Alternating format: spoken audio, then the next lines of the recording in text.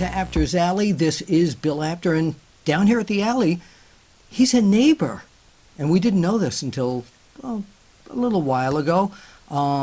We live probably, what, about a mile away from each other? I'd say so, and if it wasn't for the Blue Meanie, I don't know if I would have figured it out either, because I think he's the one that smartened me up to it. So. Did the Blue Meanie tell you where I live? Well, he doesn't tell where everybody lives, but he told me he lived in the general area. So. He did. Now, Blue Meanie, by the way, ladies and gentlemen, Ian Riccaboni, from the current voice of Ring of Honor on the commentary team there. So we're going to talk about that. But you mentioned somebody right now. You mentioned the Blue Meanie. Mm-hmm. And Blue Meanie has had a lot to do with your career, hasn't he?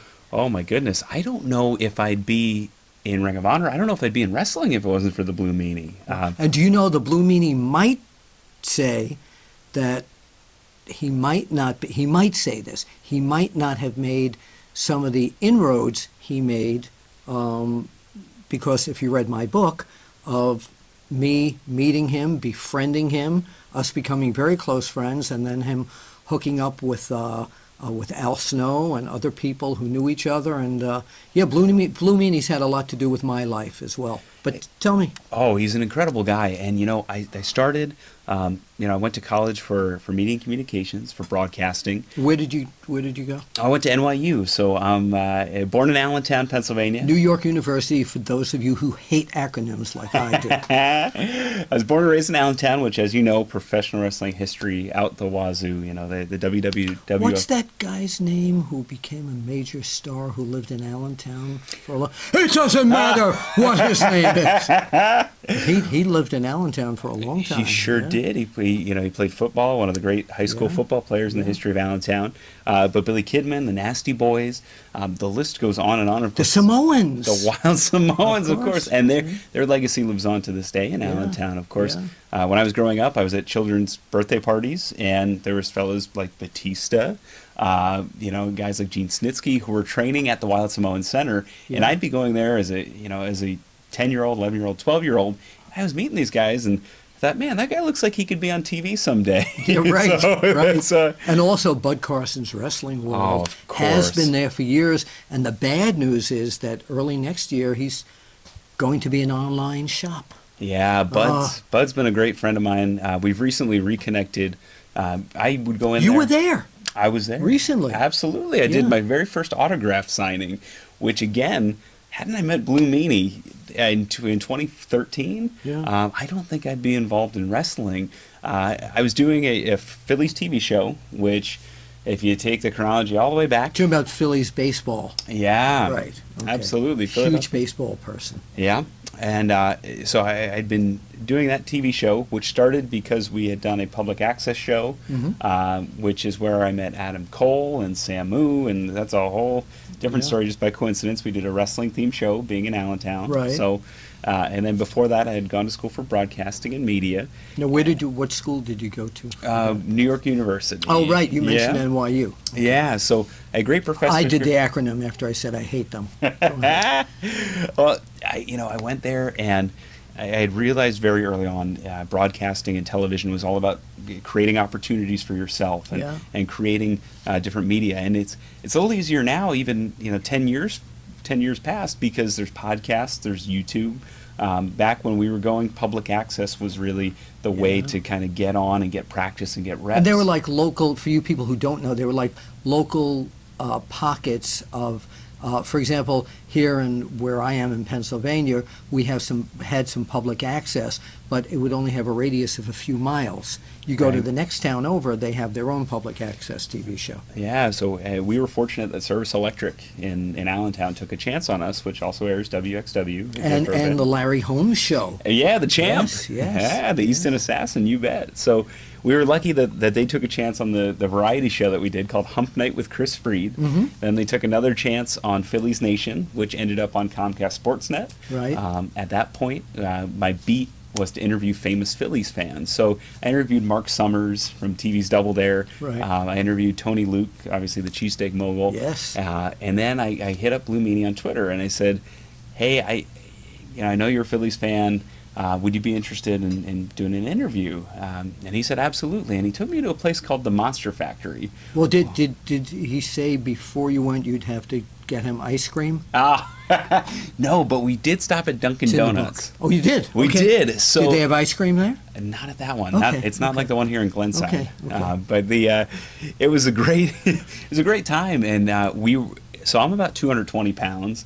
And, Blue Meanie, of course, he was a big wrestler. So we had these two big guys crammed in this little tiny Hyundai Accent.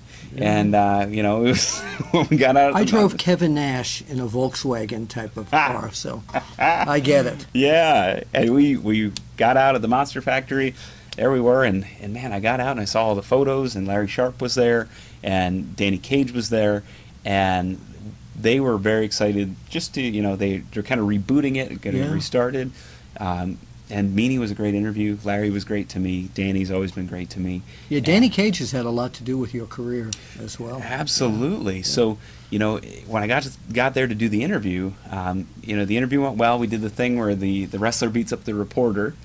And gee, I kind of remember that starting with Stan Stasiak back in the early 70s. Yeah.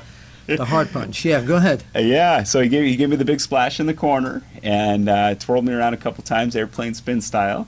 And after that, I called up Danny and I kept texting Meanie. And I called up Danny and I said, hey, if my friend wants to get into wrestling and be a broadcaster and maybe do some interviews and things like that, how would my friend get Your involved? Friend. Yeah, my friend. And I think Danny was pretty hip to it right away because he said, if your friend wants to get involved, here's what your friend should do. And he said, learn how to break up and set up a ring, break down, set up a ring. Learn how to, set up the building so it's ready to go. Make sure you know the basics. Start coming to training. Start showing your face. Let the guys get comfortable around you. And maybe after a couple months, we'll give you a shot on commentary. Pay your dues. Absolutely. Really. So. We did that. That was 2013. About a year later, because of Blue Meanie, he had introduced me to some folks, including Brutal Bob Evans. Now, by the way, for those of you who don't know, Blue Meanie is a very big part of Danny Cage's Monster Factory. Absolutely. Yes, he's a trainer there, and he's been an advocate in sort of the renaissance of the Monster Factory. We have some guys down at NXT. We have a number of guys, including myself, in Ring of Honor. I was there when Buddy Rogers and Larry Sharp opened that place. No way. Yeah, but go on. Well, that's for an After Files show. I'll have to ask you about that. But about a year later, I was there, and Kevin Kelly from Ring of Honor. Yeah, great guy. Yeah, absolutely. Doing amazing things right now with New Japan World. Just a great broadcaster, someone who's a friend and someone I really look up to. He had come in for a seminar and also to look at some of our guys for Ring of Honor, look at some of the wrestlers. Sure. And Danny had come in, and I'd said, hey, Danny, may I come to this? I'd really like to meet Kevin, and I'd like to see if I can get some advice or get some career direction. I know I'm only a year in, but I think it would be nice to meet him. And he says, yeah, come in a suit.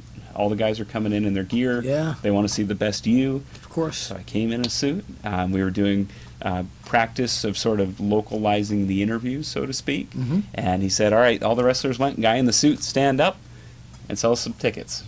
So I had a 60-second mark. I hit it. He said, all right, let's see if you can do it again. I hit it again. He gave me some advice, and then he said, all right, you smile too much. Let me see you communicate some bad news. Yeah, And so I had said the Red Scorpion, who's an independent wrestler. Well, give us the bad news right there.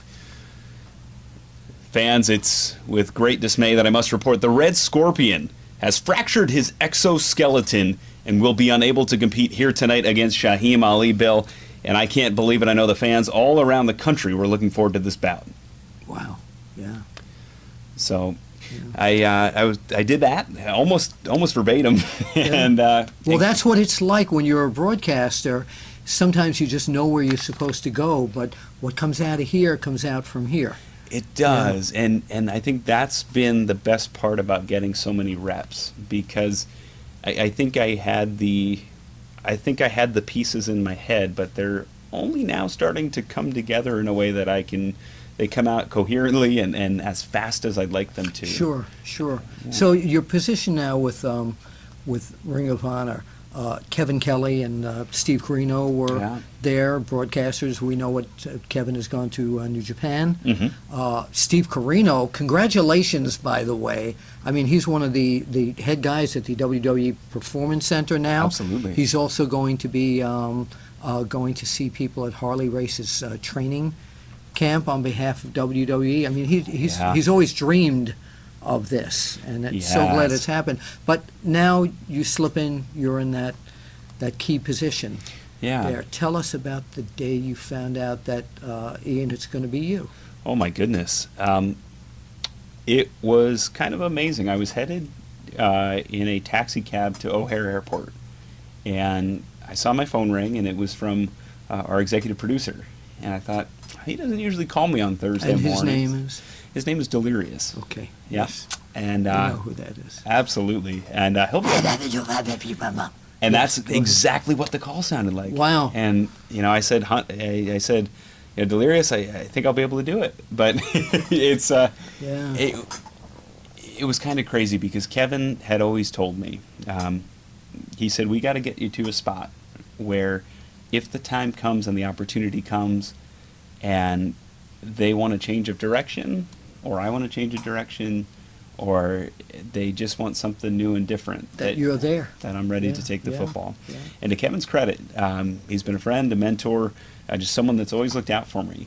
He, for the greater part of 2.5 years, he listened to just about everything I did, whether it was our DVDs, VODs, internet exclusive matches that didn't air. He was mentoring you. Absolutely. Yeah, And yeah. he gave me feedback on everything. And he wasn't afraid to put the bad with the good. Mm-hmm. And I always liked him because he gave me the nice compliment sandwich. So Yeah. he'd tell you one nice thing he thought you did. But and then came back with another. Yeah. And so there had always been sort of the feeling that maybe someday I'd get the opportunity. But I wasn't counting on it. Yeah. I was Yeah. I was happy being the guy on the bench doing the Women of Honor matches, which is incredibly important. We have a special coming up on television. when will that be, by the way, while we're that'll talking about it? That's this weekend. Yeah. Yeah. Well, depending upon when you're watching this. Absolutely. So, but they can watch it after. They We're can. taping this on July 27th, Mhm. 2017, of course. Yeah. So look out for it. If you saw it, it was great. It sure was. I have a very special commentary partner, Ring of Honor COO Joe Koff. I got a press release an hour before we started, and you can see right here, Oh my goodness. Joe Koff, COO, Yeah. commentator. What's up with that? It was serendipitous. My regular partner, Colt Cabana, Yes. we ran into some difficulties with the weather. Mm-hmm. It was a rare instance where we did the commentary in post-production because Colt had an international commitment in Australia Right. The day that we filmed our television, and I had a wedding in Boston where Yeah. actually our TV taping was. Yeah. It was my wife's sister, and so I was in the wedding, so I couldn't couldn't say no to that. So both of us were unavailable. They picked a date. The weather kept Colt out of Baltimore, unfortunately, and we're looking around the office, and the first guy to step up to the plate was the COO, Joe Koff. Wow. And that's how much he believes in Women of Honor. How did he do? Excellent. That's great. Yeah, That's great. he's got a passion for the product, and he's got a knowledge and an awareness of the product that I think the fans will really enjoy. He's a really easy guy. We're going to come back and talk about what's going on currently in Ring of Honor. Don't go away. Stay tuned for part 2 in just a few days.